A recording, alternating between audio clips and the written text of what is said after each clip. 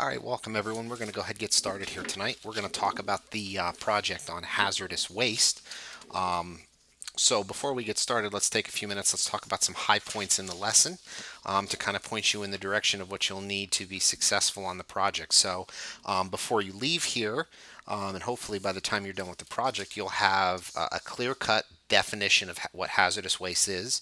You'll be able to discuss the characteristics and describe the treatment and disposal methods for hazardous waste. Okay, so really think about you know the history of what surrounds hazardous waste. Okay, what would you do if you found out your school was sitting on top of a toxic waste dump, or what would you do if you found out the house that you live in was sitting on top of a toxic waste dump and that toxic waste were leaking into the environment around you? What if you drank from a well and you found this out? Sounds like a pretty good reason to get out of town, right?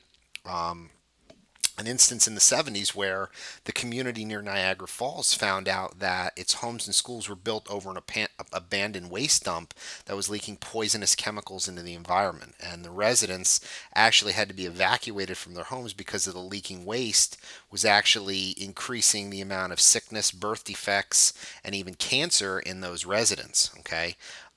So think of that from the perspective of what would you do if that were occurring for you? Okay, so really before we touch base here, we need to have an understanding of what hazardous waste is, and your lesson really defines hazardous waste as anything that is unwanted or discarded that has any or all of the following characteristics: toxicity, ignitability, corrosiveness, or reactivity. Okay, so hazardous wastes also include radioactive materials, which we talked about when we did our projects on nuclear, and biological and infectious wastes, which we talked about in the first semester. Okay, hazardous waste can be in solid, it can be in liquid, or it can be in gas forms, and all types of these wastes are considered threats to human life in the environment, and they come from a variety of sources. Okay, so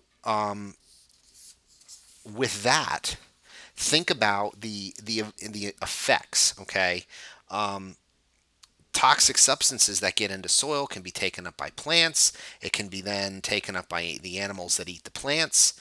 The leaky poisons can find their way into groundwater and harm drinking water, which I made mention of earlier.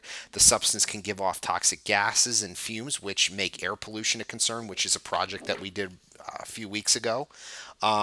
So how hazardous waste affects us is that if you go to the EPA site, you can see a fact sheet and learn about the effects and the impacts between chronic and acute exposure to hazardous wastes. Okay, so with that, let's take a moment here and let's talk about the project. Okay, so the goal of the project is to get you thinking about keeping themselves safe, or keeping yourself's state safe. Okay, so each of these, there's four parts to this that you're going to respond to in about a paragraph per each answer. Okay, you want a clear topic sentence. You want to be able to support this with evidence. So it's going to be a bit of a persuasive type of essay. Okay, so in part one, it's asking you to report on the responsibilities of hazardous waste technicians and how do they keep themselves safe during their job duties. Okay, so for this, you can use additional resources out on the internet to answer this question. Okay, I would suggest that you talk about how they spend a great deal of time, how they read blueprints and use computers, how they organize data, how they wear protective clothing. Those are some of the highlights that I would use for the first part of the first essay. In part two, explain the four main characteristics of hazardous waste. You can find this in your lesson. We talked about the characteristics: toxicity, ignitability, corrosiveness, and reactivity. So basically, you're just in your own words telling me or rehashing what that lesson talked to you about.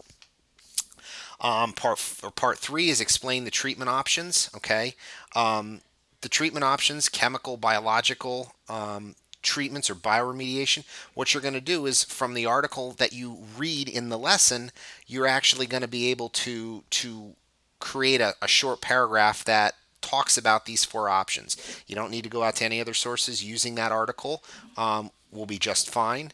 And then finally, describe the difference between chronic and acute exposure. And basically, this is just comparing the differences between the two.